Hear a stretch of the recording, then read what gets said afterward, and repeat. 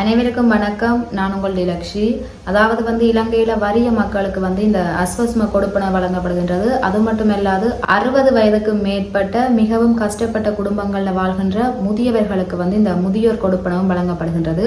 அதாவது இந்த அஸ்வஸ்ம கொடுப்பனவென்ற முதல் கட்ட பயனாளர்கள், அது மட்டுமல்லாது 2ஆம் கட்டமாக தெரிவு செய்யப்பட்ட இந்த பயனாளர்களுக்குரிய ஜனவரி மாத கொடுப்பனவானது இன்றைய தினம் உங்கள் ஒவ்வொருவருடைய வங்கி கணக்குகளையும் வைப்பிலிடப்பட்டுள்ளது. ஆகவே முடிந்தவரை இந்த தகவலை தெரியப்படுத்துங்கள், பகிர்ந்து கொள்ளுங்கள்.